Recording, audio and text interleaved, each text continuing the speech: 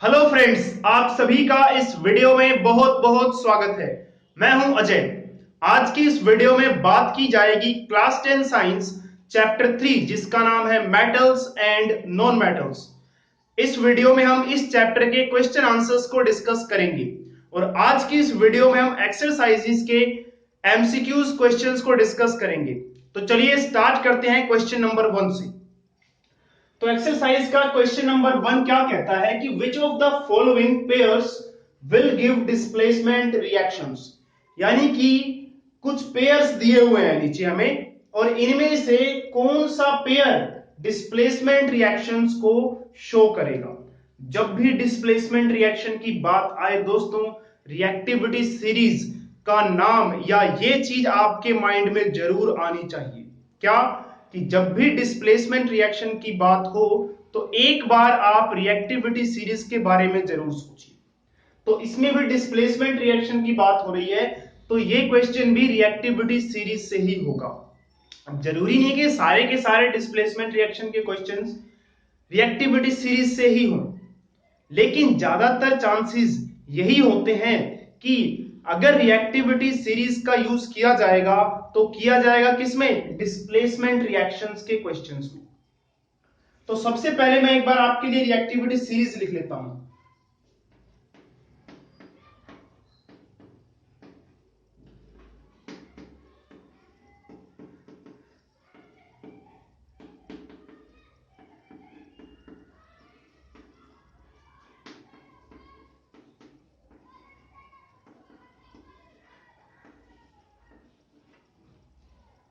तो ये है रिएक्टिविटी सीरीज। सबसे टॉप पे है potassium.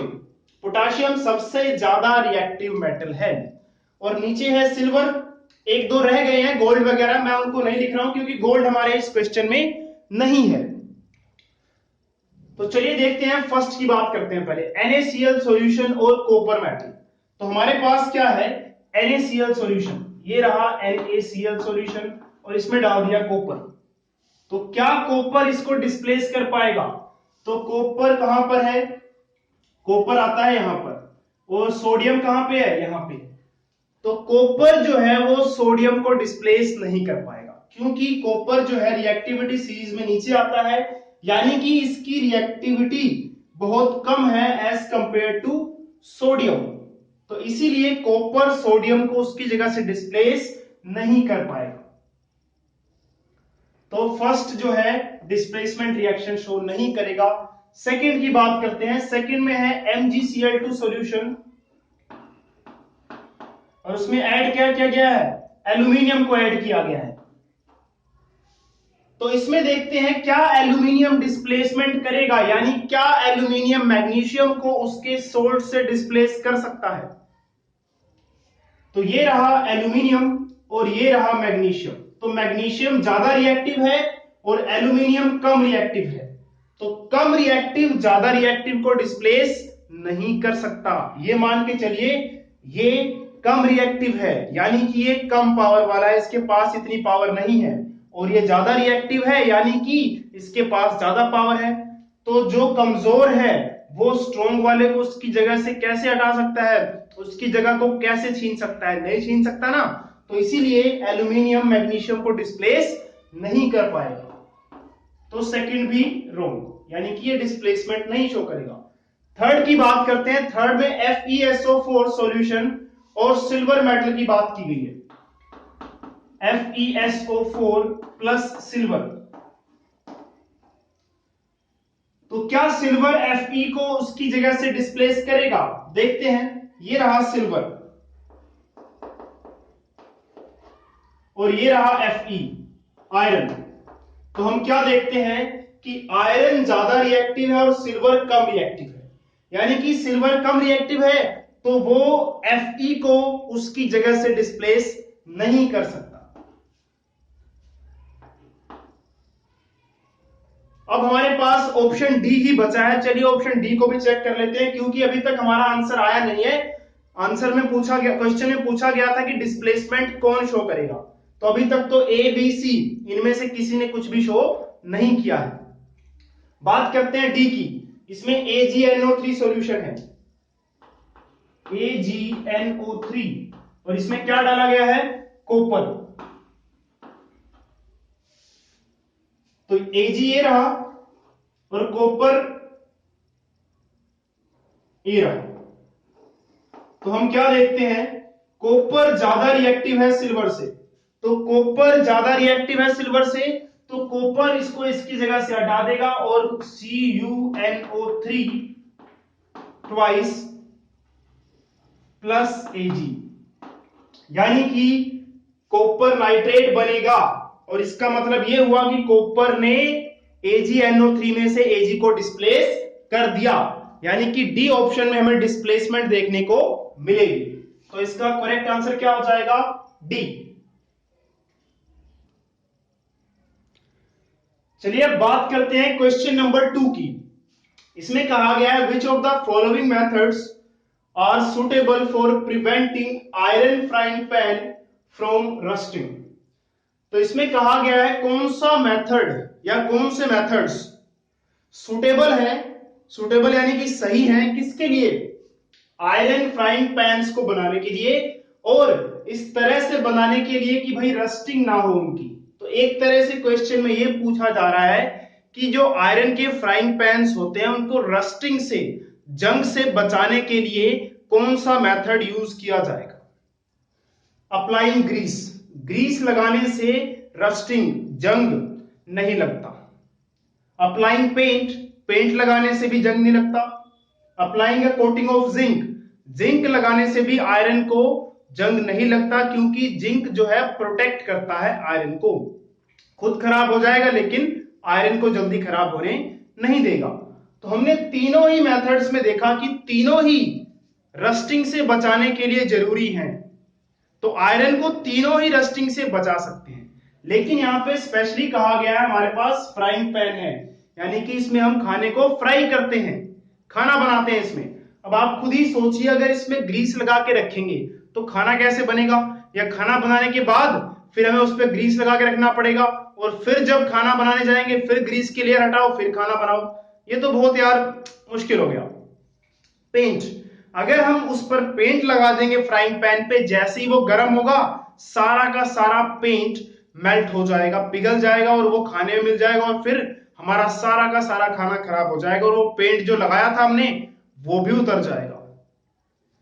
Applying a coating of zinc, zinc की कोटिंग अप्लाई करना ये सही है, क्योंकि गर्म करने से जिंक की कोटिंग पे इतना असर नहीं पड़ता और ना ही ये खाने में मिक्स होगा। वैसे आजकल जिंक की कोटिंग फ्राइंग पैन पे नहीं लगाई जाती है, और बहुत सारे जैसे कि टेफ्लॉन वगैरह और भी बहुत सारी चीजें आ गई हैं उनका यूज किया जाता है, लेकिन हमारे क्वेश्चन के हिसाब से जिंक की कोटिंग अप्लाई करना सबसे ज्यादा सुटेबल है। अब आप सोच रहे होंगे जिंक की कोटिंग कैसे होती है, तो इसका एग्जांपल मैं आपको देता हूं।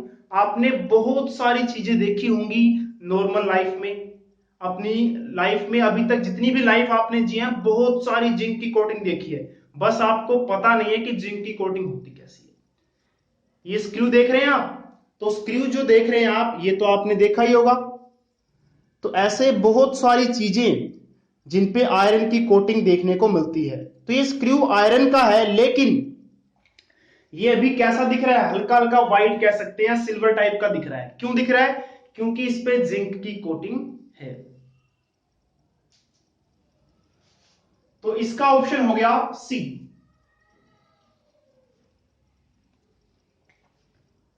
चलिए बात करते हैं क्वेश्चन नंबर 3 की। इसमें कहा गया है an element reacts with oxygen to give a compound with a high melting point. तो इसमें कहा गया एक एलिमेंट है जो कि ऑक्सीजन से रिएक्ट करता है, और रिएक्ट करने के बाद हाई मेल्टिंग पॉइंट वाला कंपाउंड बनाता है। This compound is also soluble in water, और ये कंपाउंड वाटर में सोल्यूबल भी है।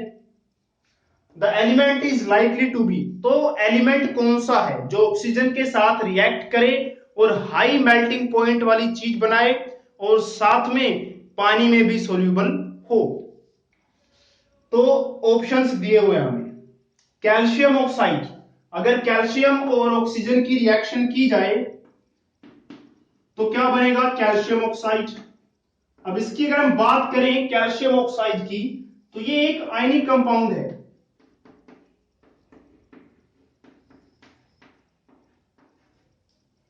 आयनिक कंपाउंड्स क्या होते हैं इसकी डिस्कशन कर चुका हूं मैं, तो आप मेरी चैप्टर वाली वीडियोस देख सकते हैं, उसमें डिटेल में मैंने समझाया हुआ है। आयनिक कंपाउंड बस ये मानिए कि आयनिक कंपाउंड्स वो कंपाउंड्स हैं जो आयंस से मिलकर बने हैं। तो इसमें कैल्शियम कटायन पॉजिटिव चार्ज है और ये नेगेटिव चार्ज अनायन है। तो ये आयनिक कंपाउंड है। तो आयनिक कंपाउंड्स का मेल्टिंग पॉइंट ज्यादा होता है, तो हाई मेल्टिंग पॉइंट तो होता है भाई इसका। और कैल्शियम ऑक्साइड आयनिक कंपाउंड है, और जो आयनिक कंपाउंड है वो वाटर में तो आसानी से सोल्यूबल होता है। तो कुल मिला के बात ये हुई, calcium oxide high melting point वाला भी है और पानी में सोल्यूबल भी है। उसका रीजन क्या है कि ये एक आयनिक कंपाउंड है। कार्बन, अगर कार्बन और ऑक्सीजन को मिलाएंगे तो क्या बनेगा, कार्बन डाइऑक्साइड। ये तो गैस है, तो ये अगर गैस है तो इसका मेल्टिंग पॉइंट का तो सवाल उठता ही नहीं है, पिघलेगी कब, ये तो गैस है खुद ही। सिलिकॉन नॉर्मल टेम्परेचर पे गैस है, ये बात कर रहा हूं मैं। सिलिकॉन, और सिलिकॉन की बात करें तो सिलिकॉन ऑक्साइड बनेगा, और सिलिकॉन ऑक्साइड वो पानी में सोल्यूबल है या नहीं, और इसका मेल्टिंग पॉइंट ज्यादा है या नहीं। सिलिकॉन ऑक्साइड क्या है, सिलिकॉन ऑक्साइड आयनिक कंपाउंड नहीं है। अगर ये आयनिक कंपाउंड नहीं है तो इसका मेल्टिंग पॉइंट और सोल्यूबिलिटी इतनी ज्यादा नहीं होगी जितनी कि एक आयनिक कंपाउंड की होती है। और बात करें आयरन की, तो आयरन ऑक्साइड, इसका मेल्टिंग पॉइंट मान लीजिए हाई है, लेकिन ये वाटर में सोल्यूबल नहीं है। तो ऑप्शन में ये भी गलत हो जाएगा, ये भी गलत हो जाएगा, ये भी गलत हो जाएगा, ये सही हो जाएगा। तो इसका आंसर हुआ ऑप्शन नंबर ए। चलिए बात करते हैं क्वेश्चन नंबर 4 की। Food cans are coated with tin and not with zinc because.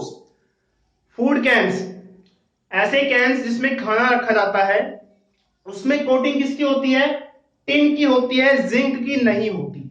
ऐसा क्यों? तो कुछ ऑप्शंस दिए गए हैं, हमें देखना है इसमें से करेक्ट कौन सा है। Zinc is costlier then tin, zinc जो है वो टिन से कॉस्टलियर होता है, ये तो गलत है भाई। वैसे महंगा कौन होता है, टिन महंगा होता है। और वैसे भी जहां खाने पीने की बात आए तो सेहत अच्छी रहनी चाहिए, ये ज्यादा जरूरी है। ये मैटर नहीं करता कि पैसे कितने लग रहे हैं, क्योंकि अगर आप ज्यादा सस्ती के चक्कर में गलत चीजें खा लेंगे या टॉक्सिक चीजें खा लेंगे तो बाद में फिर हॉस्पिटल जाना पड़ेगा और वो बिल ज्यादा हो जाएगा कि इतना हमने बचाया नहीं पैसा, उससे ज्यादा तो लग जाएगा। Zinc has higher melting point than tin, ये बात तो ठीक है कि जिंक का मेल्टिंग पॉइंट टिन से ज्यादा होता है, लेकिन फूड कैन है भाई, बर्तन थोड़ी है कि उसमें खाना बनाना है, उसमें तो सिर्फ खाना स्टोर करके रखना है। तो यहां पे टेम्परेचर इतना मैटर नहीं करता, इसीलिए ये ऑप्शन भी करेक्ट नहीं है। Zinc is less reactive than tin, zinc tin से कम रिएक्टिव है ना, जिंक ज्यादा रिएक्टिव है। रिएक्टिविटी सीरीज मैंने आपको बताई है ना, फर्स्ट क्वेश्चन हमने देखी भी थी। तो जिंक टिन से ज्यादा रिएक्टिव है, ये गलत है। तो zinc is more reactive than tin, tin से ज्यादा रिएक्टिव होता है जिंक, जिसकी वजह से फूड कैन्स में जिंक की कोटिंग नहीं होती, क्योंकि जिंक ज्यादा रिएक्टिव है तो वो खाने से भी रिएक्ट कर लेगा, और खाने से रिएक्ट करके हमारे खाने को खराब कर सकता है या उसको टॉक्सिक कर सकता है, जिसको खाना फिर हमारे सेहत के लिए अच्छा नहीं होगा। तो ये थे हमारे एमसीक्यूज। आई होप आपको क्वेश्चन समझ में आ गए होंगे, और अगर दोस्तों क्वेश्चन समझ में आ गए हैं तो वीडियो को शेयर और लाइक करना ना भूलें, और चैनल पर नए हैं तो सब्सक्राइब जरूर कीजिए, क्योंकि आपको इस चैनल पर बहुत सारी एजुकेशनल वीडियोस मिलेंगी और मिलती रहेंगी। आपसे फिर बहुत जल्द मुलाकात होगी, तब तक के लिए दोस्तों अलविदा और जय हिंद।